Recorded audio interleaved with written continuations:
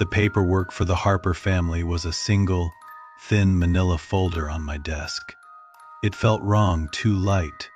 A whole family, gone, and all we had to show for it were 3 typed pages and a couple of Polaroids. Tire marks on the old lakeside road, a section of guardrail snapped clean. The splintered wood pale and raw against the dark pines. 2 kids, the Harper twins, found wandering half a mile down the shore, soaked and shivering. Their statements were identical, 2 lines each, typed out by Deputy Miller. Fire monster took them, it came from the water. Asterisk, I signed the bottom of the last form, the scratch of the pen too loud in the empty station. The clock on the wall ticked past 11. Outside, Daggerlin was asleep, or pretending to be. The silence here had a texture to it. It wasn't peaceful. It was the quiet of something holding its breath. My office window looked out over the lake. At night, without the moon, it wasn't water. It was an empty space. A hole cut out of the world, black and depthless. I stared at it. The cold from the glass seeping into the room. The Harper file was a formality. We wouldn't find them. Not alive. Maybe not at all. The search parties would comb the shore for another week. They'd drag the shallows.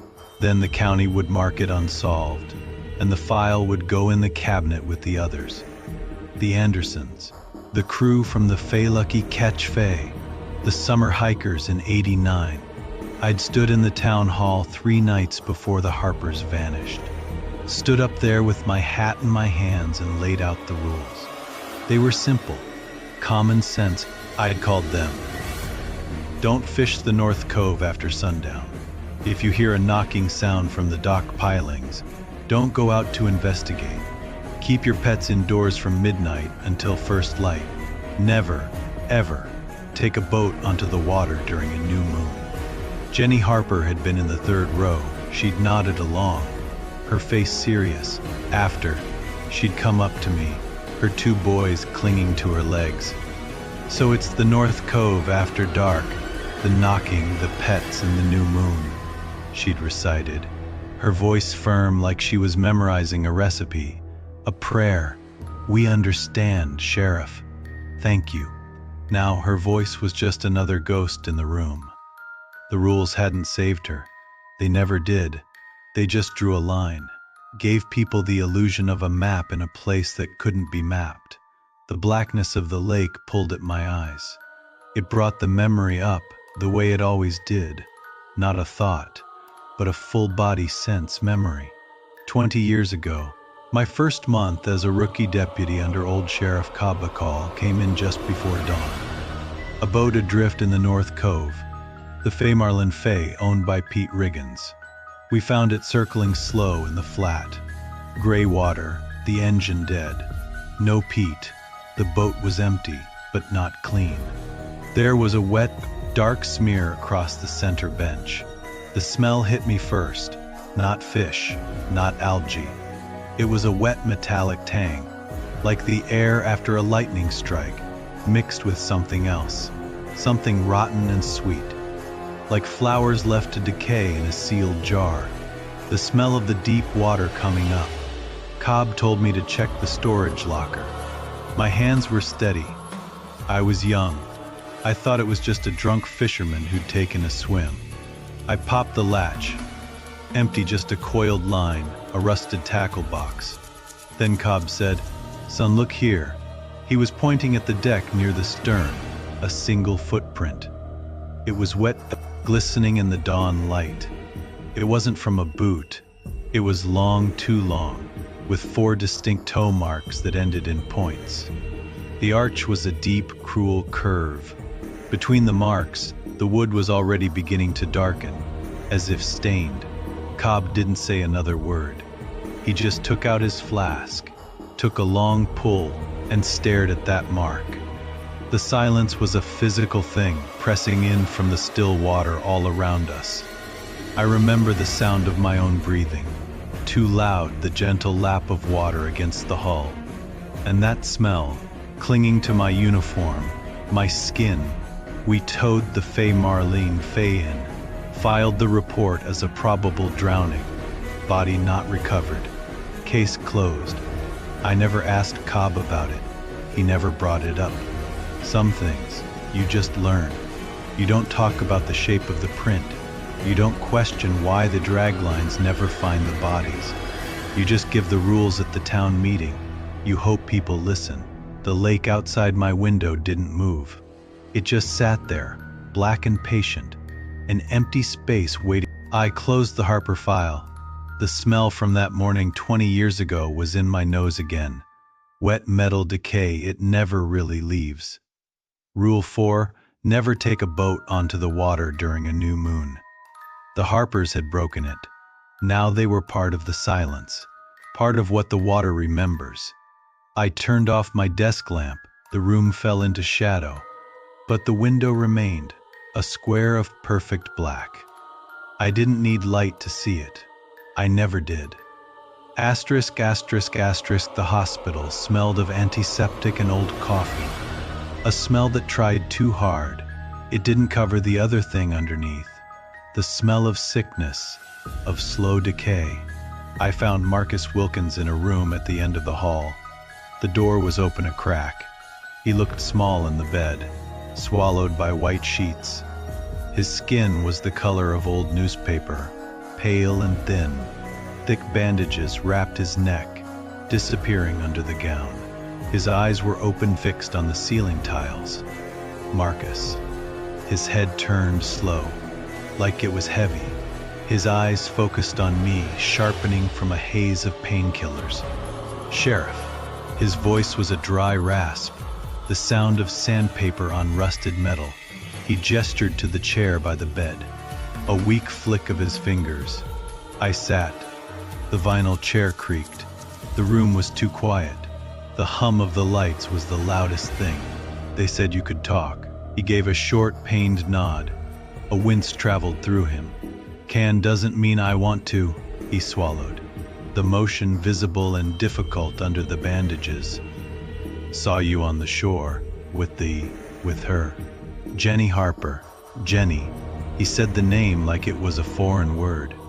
He was quiet for a long minute. His gaze drifted back to the ceiling. You asked what I saw before. I did, told the deputy. The big one. Told him I saw a shape in the reeds. He took a shallow, careful breath. That was a lie, a polite one. The silence stretched. I let it, rule 1 of any interrogation, even a friendly one. Let the silence do the work. It wasn't in the reeds. George. He used my first name. It sounded like a warning. It was Fay them standing on the water lilies and the muck, like it weighed nothing. I kept my face still. My hands rested on my knees. I didn't write anything down. It had her by the arm, not dragging, holding. His rafts dropped to a whisper. I had to lean in. The smell of iodine and sweat was strong, and it was moving, swaying, not running, not fighting. It was turning her, slow, like it was dancing, Sheriff. A slow, awful dance, and then it just stepped back into the deeper water and was gone. She went with it. No splash, nothing, just gone. He closed his eyes. A tremor went through his hands where they lay on the sheets. What did it look like, Marcus?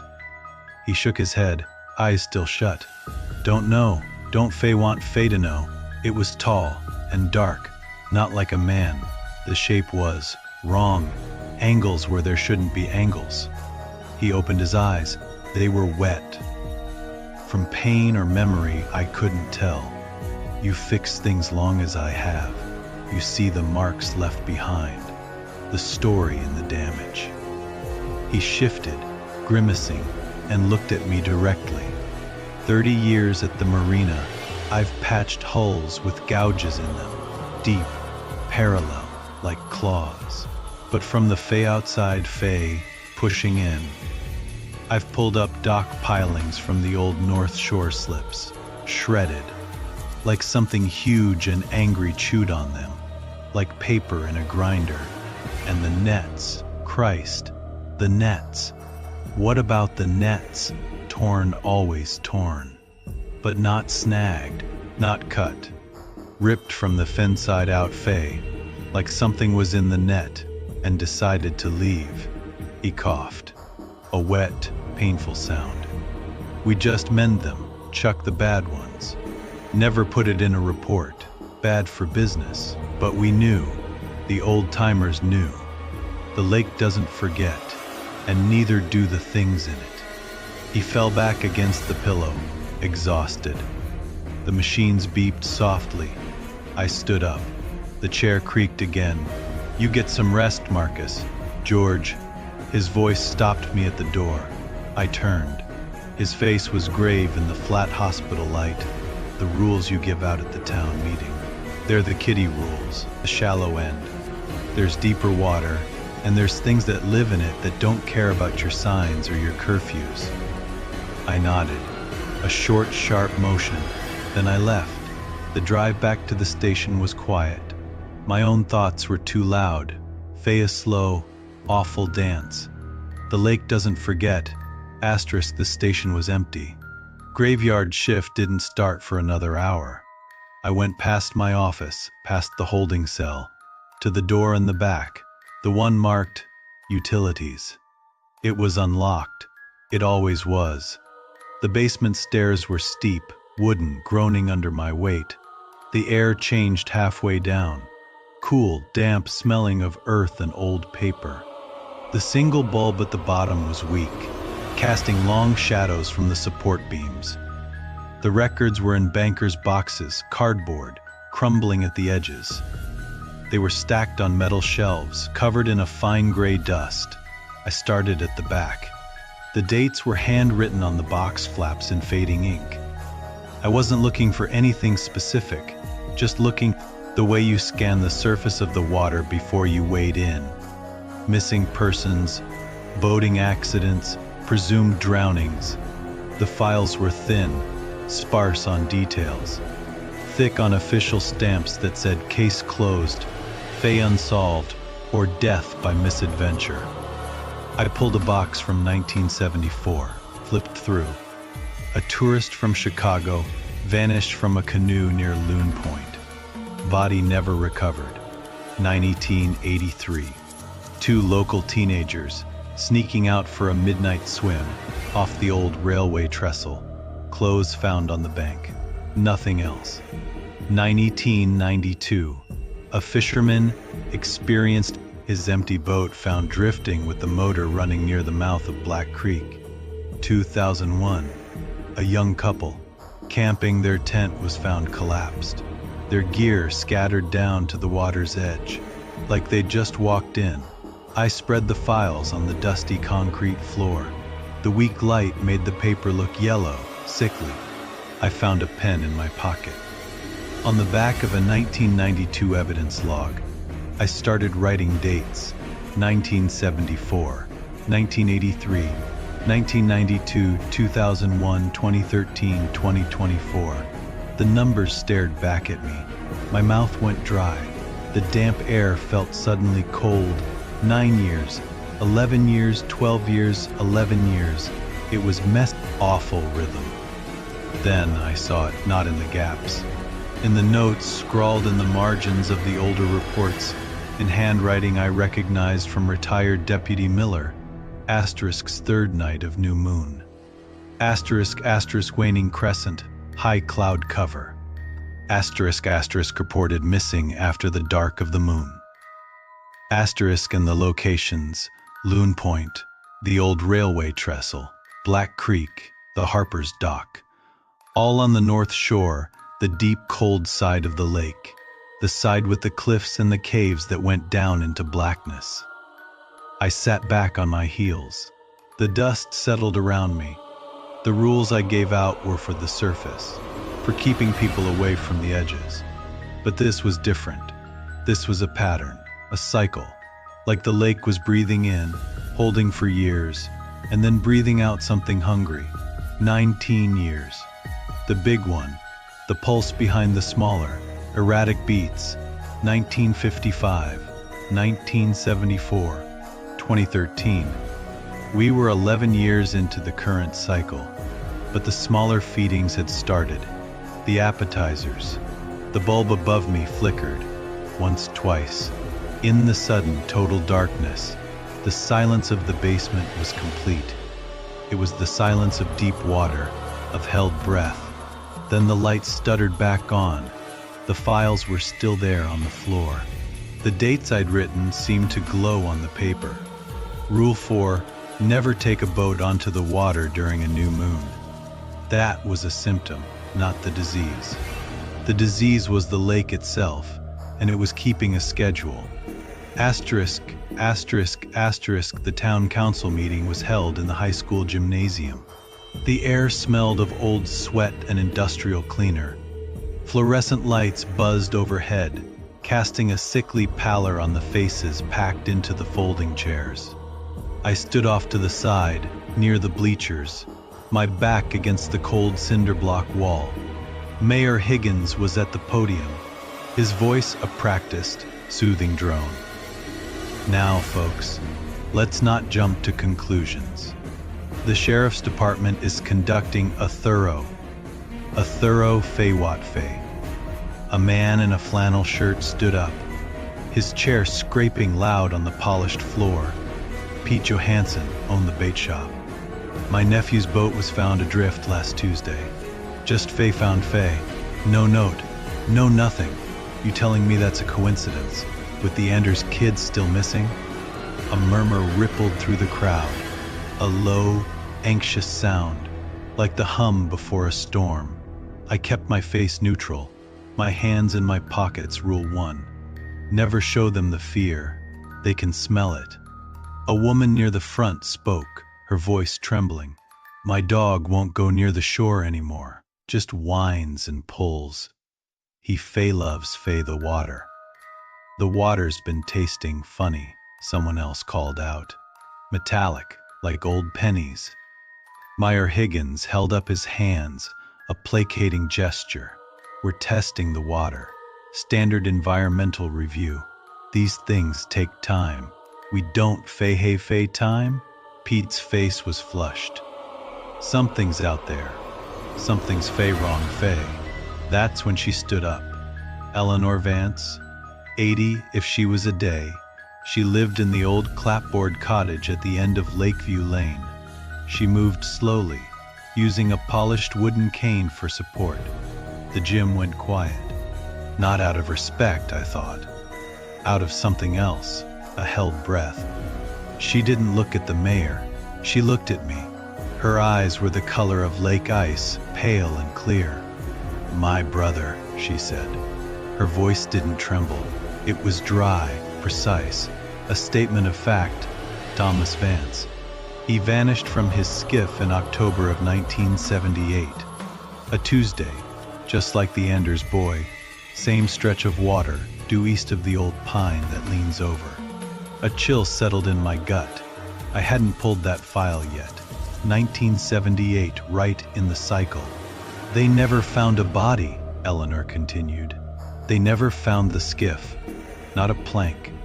My mother kept his room exactly as it was for 20 years, waiting. She shifted her gaze to the mayor. You're talking about water tests. You're talking about coincidence. You don't know the history. Mayor Higgins shifted his weight. Now, Eleanor, that was a tragedy. But there were rules. She cut him off. Her knuckles were white on the cane. Older ones before your Fay protocols, Fay sheriff, passed down from the founders. Rules about offerings, about quiet years. She scanned the room, her gaze lingering on a few of the older faces. They looked away. We forgot, or we chose to, but the lake didn't. The silence that followed was thick, complete. The hum of the lights seemed louder. Eleanor's eyes found mine again. You want answers, Sheriff Clay's successor. They aren't in your filing cabinet.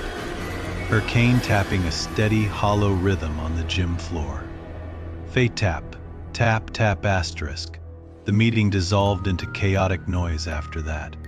I slipped out the side door into the cool night air.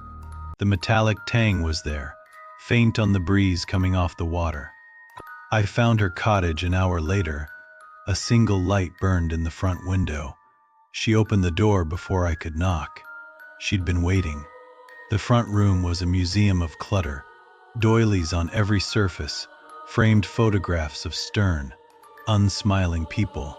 The air smelled of mothballs and chamomile tea. She didn't offer any. She just pointed her cane at a worn armchair. Sit. From a locked drawer in an ancient roll-top desk, she pulled out a book. It wasn't a modern ledger.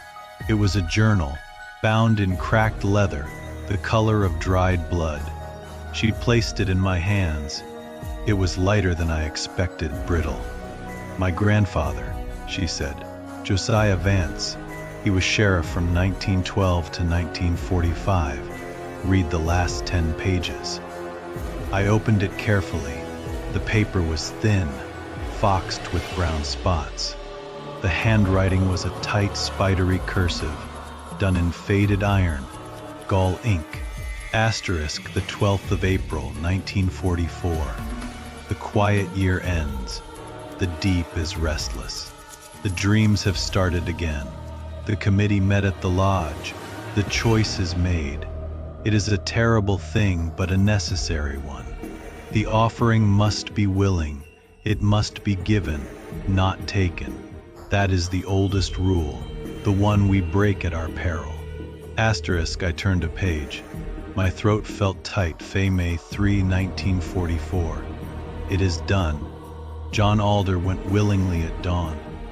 He rowed himself out to the deep trench. He wore the stone we gave him around his neck, a black thing smooth from the water. He did not look back.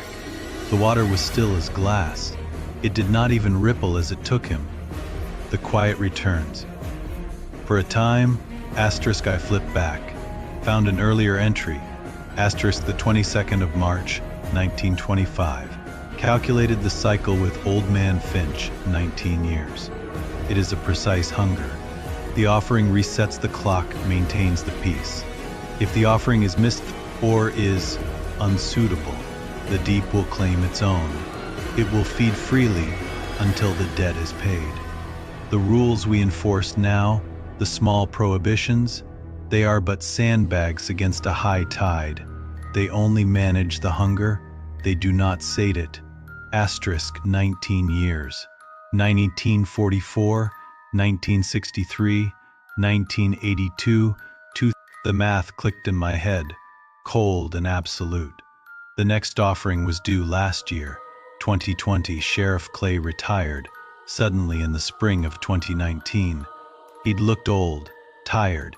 He'd handed me the keys, the rule book, and a firm handshake. His eyes had held something I mistook for relief.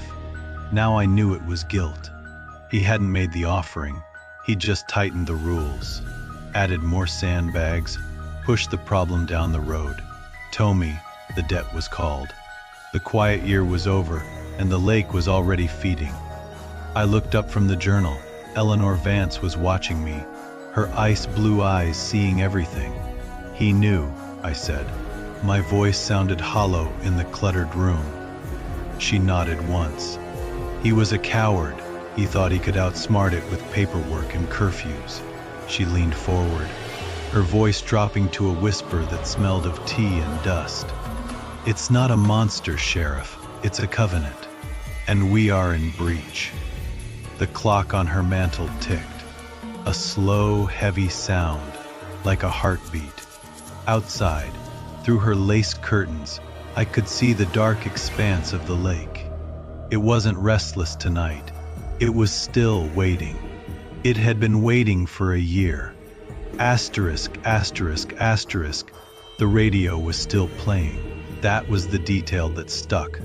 A low, wet static, hissing from the dashboard speakers of the abandoned Ford. The doors were open, driver and passenger side both, like they'd just stepped out for a second. But the seats were empty. The keys were in the ignition. A half-finished soda sat in the cup holder. condensation beading on the plastic. And on the passenger seat, resting on the faded upholstery like a misplaced piece of jewelry, was a scale. I didn't touch it, just leaned in, the smell of cheap air freshener and damp cloth filling my nose. The scale was the size of a silver dollar, iridescent. It caught the beam of my flashlight and threw back colors that had no name. Deep purples and greens that swam like oil on water. I reached out a gloved finger, stopped an inch away. The air around it was cold, a dry, penetrating cold that had nothing to do with the night, like glass left in a deep freezer. I straightened up, my back popping. The lake was a black void beyond the tree line. Silent. The static from the car was the only sound, a constant fish fey that seemed to seep into my bones. Mark and Chloe Henderson, 17 and 16, reported missing by her parents at 1:15 a.m. Broke the curfew. Probably came out here to Palmer's Cove, the classic make out spot, the place kids had been coming to for 50 years to test boundaries. Until the boundaries started testing back, I radioed it in, kept my voice flat. 10 to 78, at Palmer's Cove, vehicle located, occupants not present, commence search protocol. I knew what the search would find. Nothing, the same nothing we'd found a year ago, the same nothing we'd find tomorrow. I couldn't wait for tomorrow. David Winters was in the bullpen when I got back, nursing a coffee that looked like tar. He was the youngest deputy on the force, but his eyes were old. He'd been first on scene for the Callahan incident last year. He'd seen the boot they'd pulled out, laces still tied. He didn't talk about it, just drank his coffee and did his job. I dropped Eleanor Vance's journal on the desk between us. It landed with the soft thump Faye. He didn't jump, just looked from the book to my face. "We're done waiting," I said. He took a slow sip. "What's the play?" "Not more guns." I opened the journal to a page I'd marked with a scrap of receipt. Eleanor's spidery handwriting listed items, not weapons, tools. We set a table it doesn't like. We spent the rest of the daylight hours gathering, not from the evidence locker, from the town course, gray salt from the Plade, out Silver Mine east of town. It wasn't for eating. It was mineral, sharp, smelling of ancient rock. We filled 5 burlap sacks, mirrors, old ones, with speckled backing. We took them from the basement of the Methodist church, from the attic of the antique store. Mrs. Palmer, who owned the bluff, gave us her late husband's shaving mirror without a word, her knuckles white on the frame. The recording was the hardest. Eleanor's notes specified overlapping bells. A dissonance David called in favors, drove to neighboring counties. He came back with 3 separate cassette tapes. One of the Catholic church bells from St. Mary's in Barlow, one of the Baptist steel bell from Ridgeview, one, tinny and distant, of the Old Hand, rung bell from the non-denominational chapel that had burned down in the 70s. We played them together on a jury-rigged setup in the evidence room. The sound was jarring, a clashing, discordant wave that made my teeth ache. Perfect.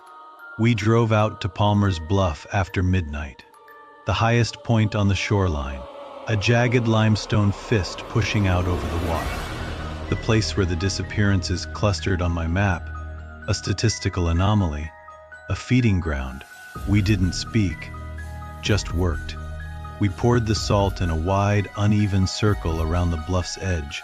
We propped the mirrors facing the water, their surfaces catching the weak starlight and throwing it back in broken fragments. David set up the tape player and a battery-powered speaker on a rock. The lake was calm, a perfect black sheet.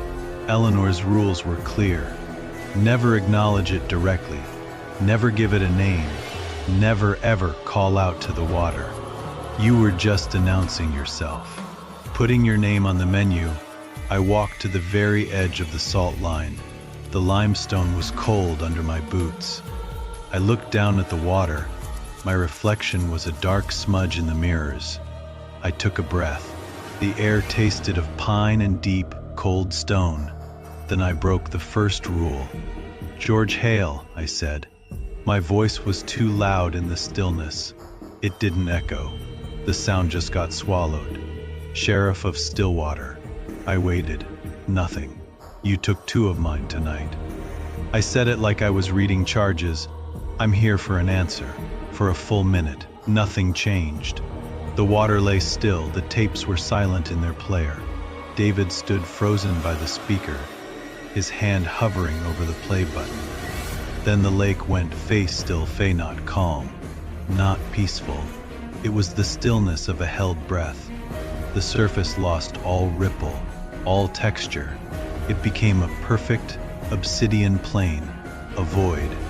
The air pressure changed. My ears popped. A low hum started, not in the air, but in my jaw, a vibration in the teeth, deep in the bone. It built, a subsonic thrum that made my fillings ache. The water didn't move, but something in the deep did. I felt it, a vast, slow attention turning, like a mountain deciding to look at an ant. It wasn't angry. It was curious. It knew I was there, and for the first time in a long, careful year, it was interested. Asterisk, asterisk, a stillness held for a full 10 seconds. Then the obsidian surface of the lake breathed faithed. Wasn't a wave. It was the entire shoreline drawing back. A slow, wet inhalation that exposed 10 feet of slick black mud and glistening stones. The air grew thick, tasting of deep silt and rotting reeds. The hum in my bones sharpened into a single clear tone, a note that existed just below hearing. It vibrated in the fillings of my teeth, in the hollow of my chest. The water didn't rush back in. It gathered itself. It rose from the center in a silent, towering column, a pillar of liquid darkness that blotted out the stars. It had no defined shape at first, just a suggestion of mass, of immense patient weight. Then it began to remember face shadows within the water coalesced. The outline of a sunken pier, the ghostly shape of the old boathouse, the skeletal form of Marcus's truck, rusted and twisted. It was building itself from the lake's own memory, from everything it had ever swallowed. The pillar resolved into a rough humanoid form, a giant of water and sediment and lost things. It had no face, just 2 deeper pools of black where eyes might be. They were fixed on me. It didn't speak, not with words. The meaning unspooled directly into my mind, a cold, slow seep of intent. It felt like drowning in a frozen river. The debt is due. Asterisk, asterisk, the thought was not my own. It was heavy, ancient, and utterly without malice. A simple statement of fact like gravity. I tried to form a question. What debt? Asterisk, my lips were numb. The cold from the thing was physical, leaching the warmth from my skin. Images flashed behind my eyes, sharp and painful. Tyler Harper's empty kayak, bobbing gently. Megan's pink backpack on the dock. The rhythmic, 19-year pattern laid out like a calendar in my mind.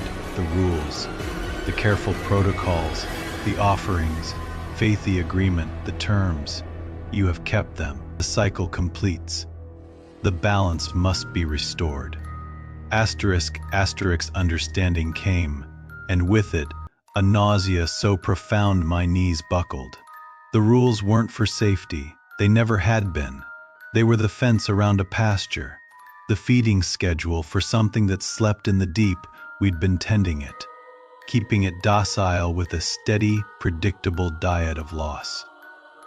"The children," I whispered, my voice a dry rasp. "An offering, or we choose. We are hungry. The sleep is long. The waking hunger is greater." Asterisk, asterisk. The choice was laid out in my head, clear and monstrous. Give it a name, a specific person, or it would take its own payment. Starting with the youngest, the brightest, the most full of future, it would drain the town dry to sate the hunger of its long waking.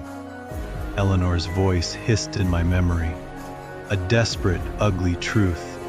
Failed man brewer, lives alone in the trailer by the dump, drinks himself to sleep every night. Half gone already, no one would even miss him for days. Asterisk, it was a clean solution, a surgical cut, save the many by sacrificing the one already on the edge. I saw Tyler's freckled face, Megan's gap-toothed smile. I saw Marcus's blood, black on gray asphalt, another piece of the town carved out and lost. My hand went to the satchel at my side, not to a weapon, to the files. The thick, heavy folders, every report I'd ever filed on a missing person from this lake. Every photograph, every witness statement, every evidence log, my own private obsessive archive, the proof I'd gathered, not to solve anything, but just to remember, to bear witness. The thing in the water tilted its head. The deep pools of its eyes regarded the satchel. I felt a flicker of interest, a different kind of hunger. It didn't want just flesh. It wanted the Faye story Faye, the fear, the grief, the mystery, the energy of the thing left unfinished. I didn't give it a person, I gave it a ghost. I walked to the water's edge, my boots sinking into the cold mud. I pulled out the files, the photographs, the years of my own quiet failure. I didn't have matches. I used my lighter, the one I used for grill fires, and the occasional guilty cigarette. The paper caught slowly, then bloomed into a hungry orange flame. I held the burning pages out over the still water. The heat seared my knuckles. I didn't let go until the last possible second. The ashes, black and flaking, drifted down. They didn't float. They were swallowed by the surface, each one disappearing without a ripple. The column of water and memory shuddered. A sound like a vast, contented sigh echoed across the lake, though the air itself was silent. The deep hum in my bones faded to a faint, background tremor. The giant form began to sink, dissolving, its borrowed memories returning to the mud. The water rushed back in to fill the space, a gentle, normal lapping against the shore. It was gone, sated on forgotten stories. The sudden quiet was deafening, just the wind in the pines, the distant call of a loon. The rules were still there, etched in my mind. They never go out alone after dusk. Always report a missing item within the hour. Maintain the perimeter lights. Asterisk, but now I knew their true function. They were the liturgy. I was the priest. I walked back to the Bronco, drove to the station. The place was dark, empty. I went through the motions, filled the coffee pot with stale water, scooped the cheap, bitter grounds. I brewed a full pot. It steamed in the silent room. I poured a mug. It tasted like ashes. I sat at my desk. The sunrise was a gray smear at the window. The town would wake up soon, safe, oblivious. My hand reached for a fresh, blank incident report form. The fields were empty. Date, time, location, nature of incident, reporting officer. I stared at the blank lines. The debt was paid.